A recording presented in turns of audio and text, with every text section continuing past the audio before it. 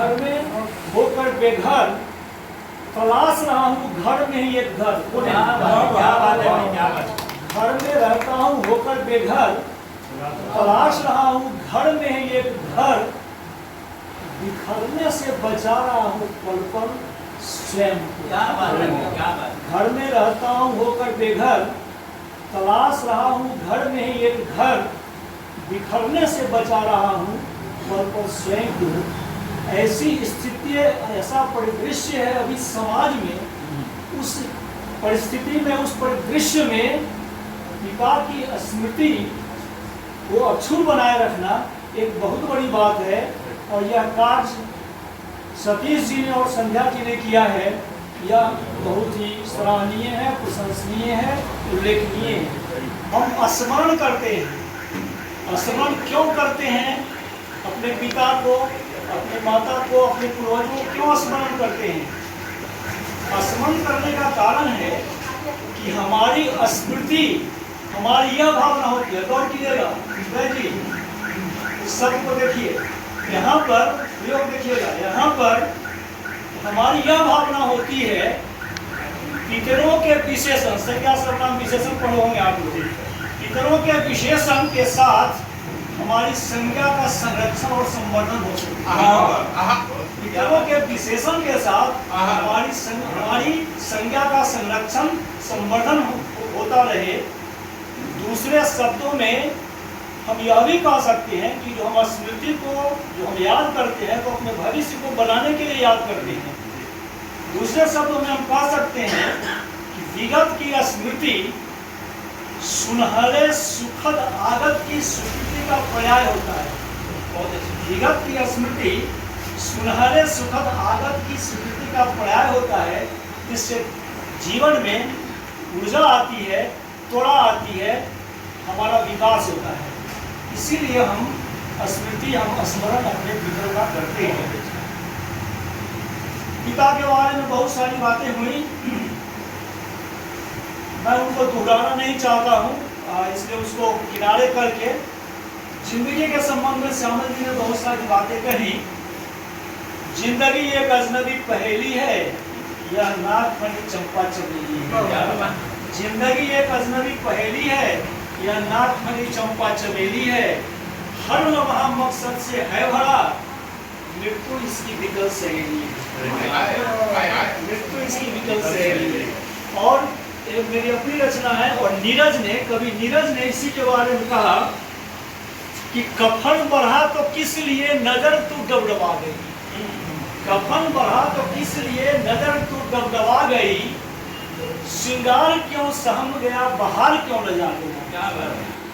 न जन्म कुछ न मृत्यु कुछ, न जन्म कुछ न मृत्यु कुछ, बस इतनी सी बात है, किसी की आंख खुल गई, किसी को नींद आ गई, किसी की आंख खुल गई, किसी को नींद आ गई।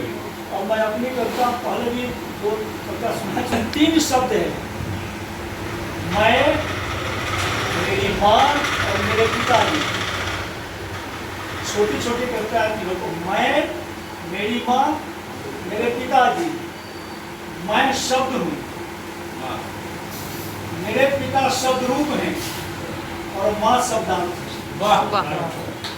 मैं शब्द हूँ, पिता शब्द रूप है, माँ शब्दार्थ है। छोटी सी कविता, तीनों पर सुनिए। शब्द मैं पर, कविता का शीर्षक है समाहार। और अब शब्द कठिन है, लेकिन हम क्या करेंगे। उभयनिष्ठ नहीं एक निष्ठ हूँ, उभयनिष्ठ नहीं एक निष्ठ हूँ, क्लिष्ट नहीं संश्लिष्ट हूँ। उभयनिष्ठ नहीं एक निष्ठ हूँ, क्लिष्ट नहीं संश्लिष्ट हूँ। व्यष्टि और समष्टि के बीच, व्यष्टि और समष्टि के बीच समाहार हूँ, स्वर और व्यंजन का। व्यष्टि और समष्टि के बीच समाहार हूँ, स्वर और व्यंजन का। माँ पिताजी स्वर और व्यंजन है। अब पिताजी को देखिए, बाबूजी, पिताजी को कितना देखिए, जो शब्द रूप है। शब्द को गौर करेंगे, क्षण क्षण अपनी काया और वजूद के कणकण में बाबूजी के स्नेहालेपित संस्पर्शन की अनुभूति, क्षण क्षण अपनी काया और वजूद के कंकन में बाबूजी के स्नेहालेपित संस्पर्शन की अनुभूति, तिनका तिनका जोड़कर, तिनका तिनका नेह जोड़कर, प्रेम तिनका तिनका नेह जोड़कर नील निर्मिति की स्मृति, नील जो घर द्वार, तिनका तिनका नेह जोड़कर नील निर्मिति की स्मृति, उनकी अनुराग अनुरंजित प्रकृति संस्कृति में खोजने से भी नहीं मिलती। उनकी अनुराग अनुरंजित प्रकृति संस्कृति संसार में खोजने से भी नहीं मिलती। अंत में देखेंगे चावल जी, सचमुच सचमुच शांत संवेदना के सहज शब्द, सचमुच शांत संवेदना के सहज शब्द रूप थे बाबूजी। और अब शब्दार्थ माँ को देखिए तो हम लिखा है, गौर कीजिएगा माँ पर शब्दार्थ। दूध माँ का नहीं पटता कभी, दूध माँ का नहीं पटता कभी, लेकिन बट जाती है माँ अपने छोटे दूध माँ का नहीं पटता कभी, लेकिन बट जाती है माँ अपने चौथेपन में। सुबह शाम दिन रात पखवाड़े महीने में बेटों के बीच, सुबह शाम दिन रात पखवाड़े महीने में बेटों के बीच, ये बहुत अच्छे